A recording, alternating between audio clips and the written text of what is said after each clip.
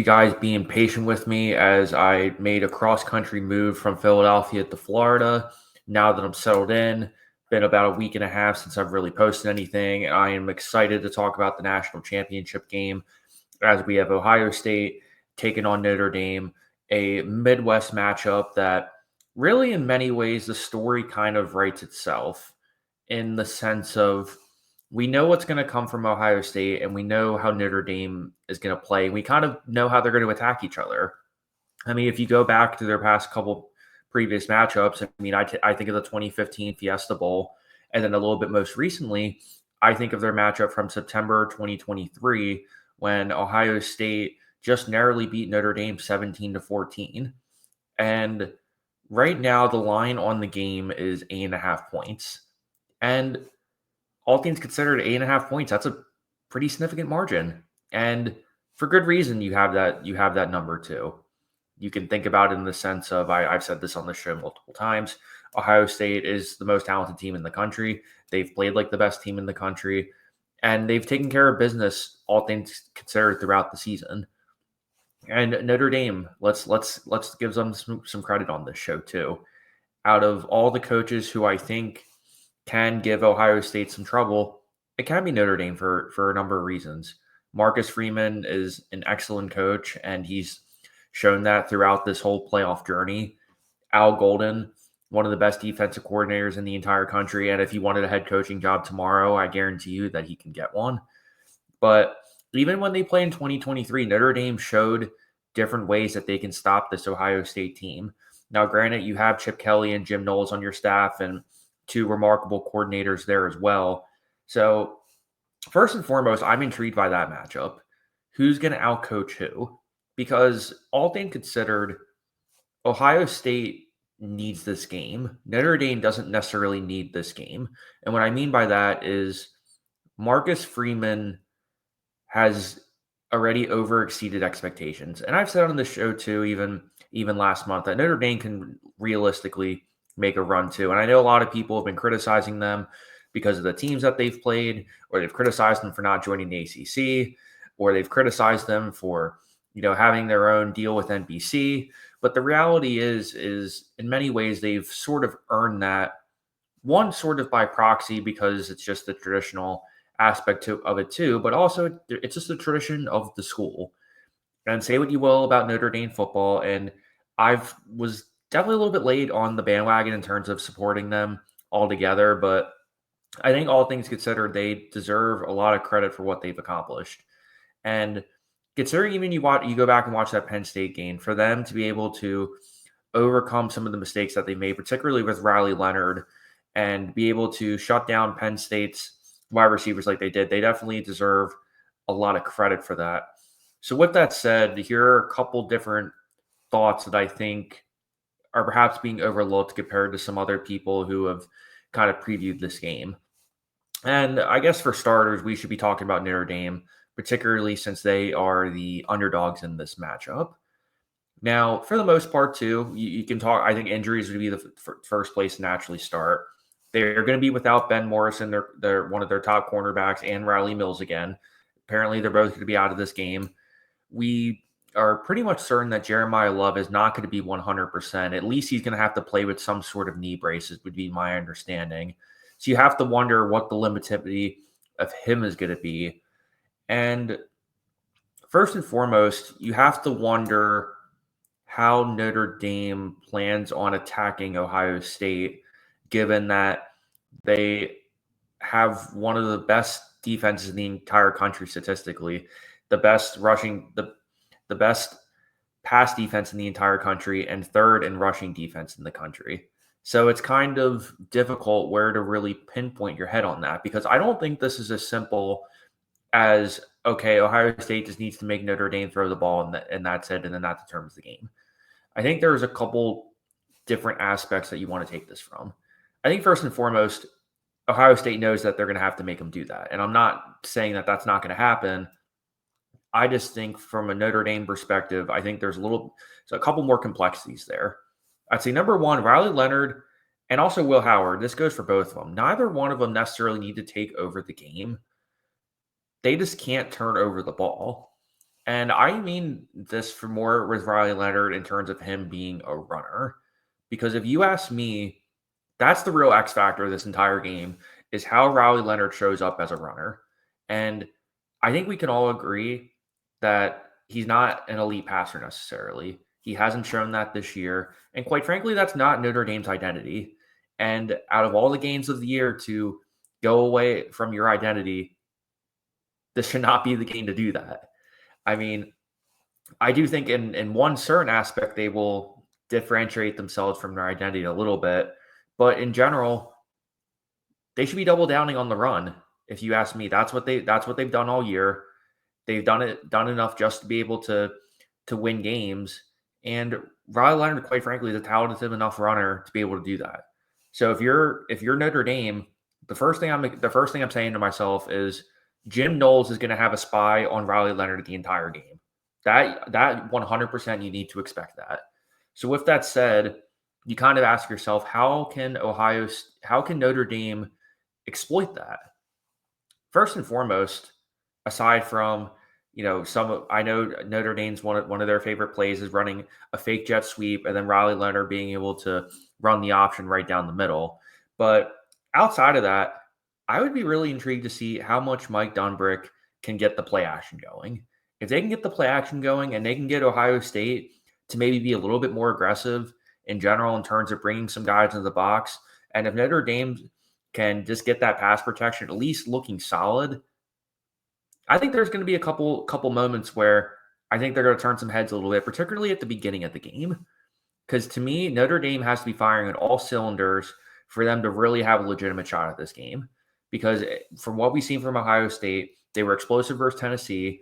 They really took care of business, particularly Ohio State versus Texas, towards the end and whatnot too. But you really have to just make sure you have a turnover-free game, and you have to ask yourself, how do you maximize Riley Leonard as a runner? Because we already know that Jeremiah Love's not going to be 100%.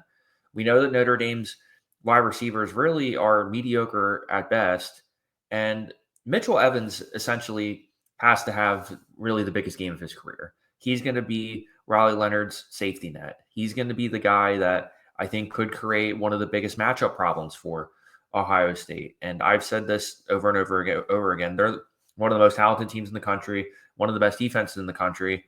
But I think now that I'm shifting a little bit towards Ohio State's defense, talking about this matchup, biggest thing I ask myself is, how aggressive is Jim Knowles going to be at attacking Riley Leonard, particularly in terms of blitzing the quarterback? Because if they can get home with some delayed linebacker blitzes and maybe some even corner blitzes, I think they can create a really long day for Riley Leonard. But again, I've said this over and over again, Riley Leonard is the X factor in this game, and it's going to come down to his decision making. If we see some of the same sort of struggles that Penn State was able to accomplish, particularly with some of those edge rushers such as Abdul Carter being able to get home like that, if Ohio State can replicate that, then by the third, possibly early fourth quarter, we might not be really talking about a game so much anymore. So that's the biggest concern that I have with Notre Dame. Not so much that their defense can't make stops, or that their offensive or that their injuries have definitely not as healthy as Ohio State necessarily, but deep down we know Riley Leonard is the X factor, and I do think he is athletic. He has a solid arm. He is somewhat of a dual threat, but we know the bread and butter of him is him being able to run the ball. So I'm intrigued by, one, how aggressive is Ohio State going to be, but two, how do they find creative ways to get Riley Leonard going early, particularly running the ball? Because at the end of the day, he does not need to be the guy to take over the game.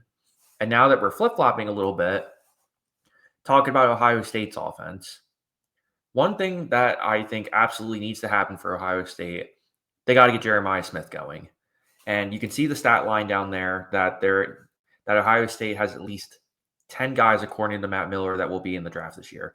And again, that doesn't even include Jeremiah Smith since he's an underclassman.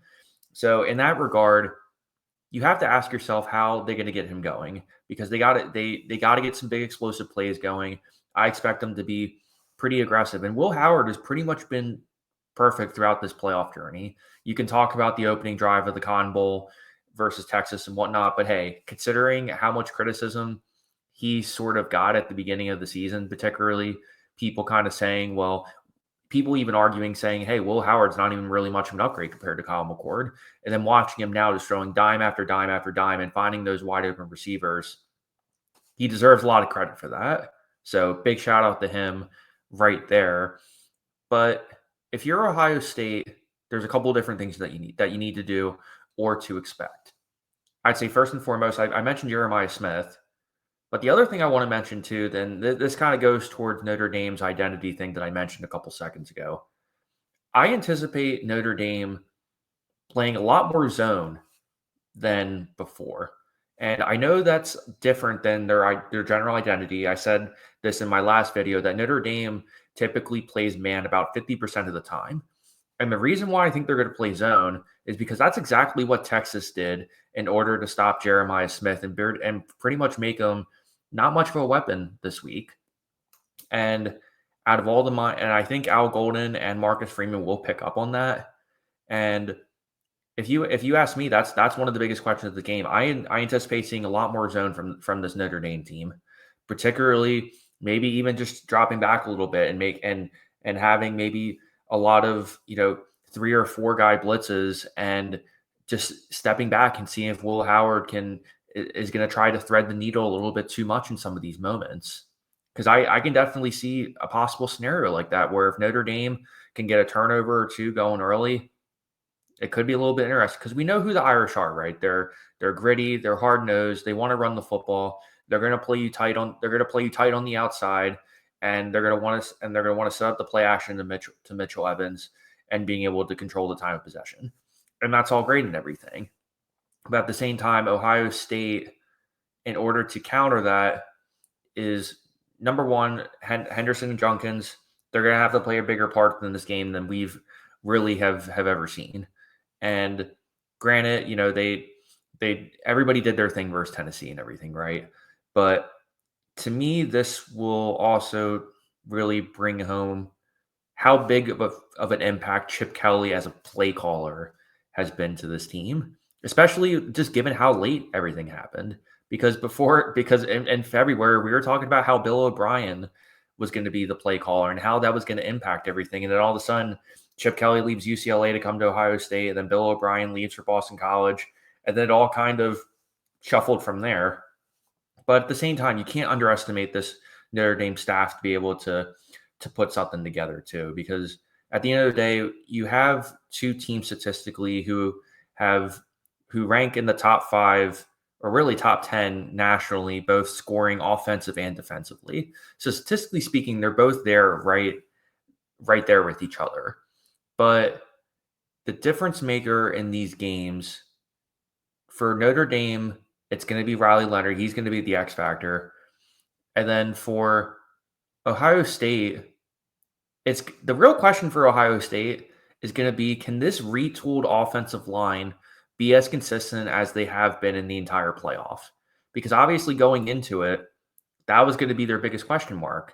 And so far, they've taken care of business and have done as well as you can possibly ask them to with all the adversity that they faced, all the injuries that they've had. They deserve a hell of a lot of credit for that. But can they keep that up against probably one of the toughest defensive lines that they're going to play that they've played this entire season? So to me, that's the real matchup that I'm anticipating. And if you're Notre Dame, I'm going to expect maybe seeing some more delayed blitzes, seeing some more zone, and I think really just making Will Howard trust his decision making and let him play a little bit more aggressively. Because if you're Chip Kelly, the first thing I'm asking myself is, how do I get my quarterback going early, and how do I make sure that the momentum sticks with Ohio State? Because for what I've seen with the ticket sales at Mercedes-Benz Stadium, the majority of them have been with Ohio State. And if you get that crowd going early and you keep that spot on Riley Leonard and you eliminate him as a runner, we can be talking about Ohio State being able to beat that 8.5 threshold.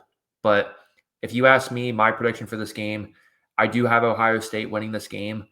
I think they're only going to win by a touchdown, though. My prediction is I think Notre Dame's going to make things interesting, particularly in the first half. Then Ohio State's going to kind of put it all together and be able to kind of really legitimize themselves by the fourth quarter.